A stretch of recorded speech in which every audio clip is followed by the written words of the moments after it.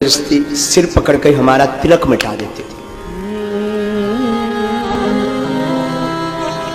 जबरदस्ती इसलिए मिटा देते थे, हम इसलिए विरोध नहीं कर पाते थे क्योंकि हम गरीब घर से थे। स्कूल में पढ़ने जाते थे, हमें बार बार स्मरण है, स्कूल में जब हम पढ़ने जाते थे तो छोटे छोटे जो हमारे मित्र थे, बच्चे, जबरदस्ती सिर पकड़ कर हमारा तिलक मिटा देते थे। जबरदस्ती इसलिए मिटा देते थे, हम इसलिए विरोध नहीं कर पाते थे क्योंकि हम गरीब घर से थे। कोई जब उत्सव होता था 26 जनवरी या 15 अगस्त तो सबके नए नए कपड़े होते थे,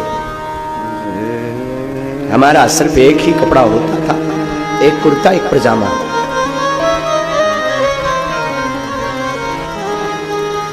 बचपन था हमारा, हमें वृंदावन पढ़ने जाना था भागवत।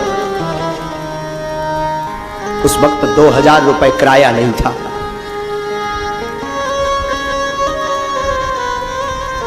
तो हमने सोचा कि उधार मांग लिया जाए।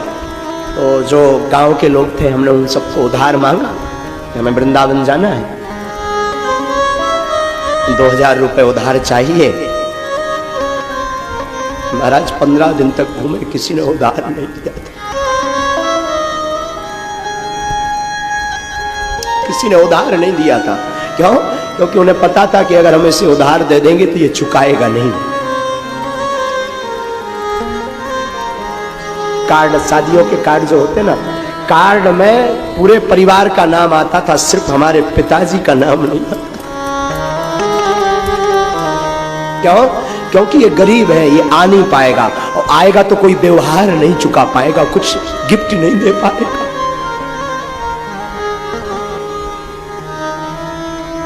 महाराज फिर हम अंत तो गत्वा वृंदावन जा ही नहीं पाए। लेकिन उस समय में भी हमने हनुमान जी के चरणों को नहीं छुआ।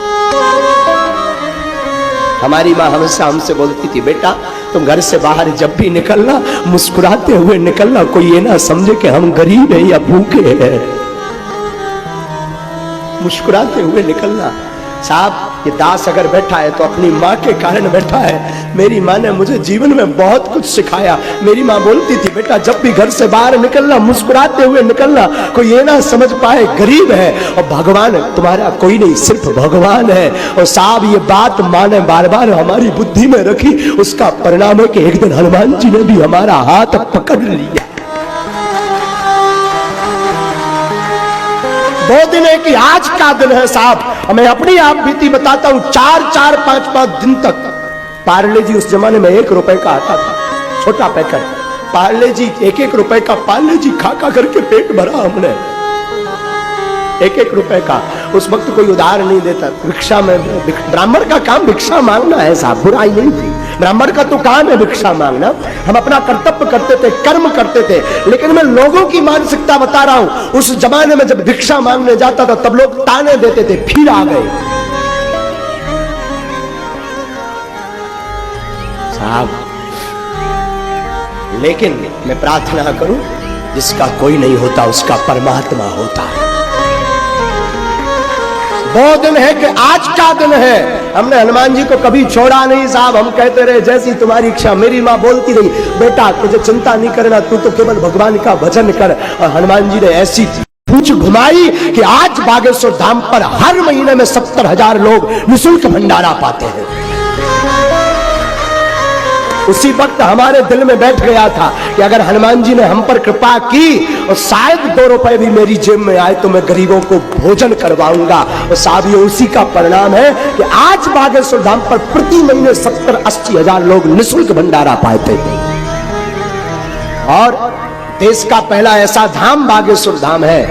हम कहते हैं ना, किसी बड़े आदमी की बेटी की शादी हो तो करोड़ों रुपए उसके तोहफे में आ जाते हैं, हाँ या ना?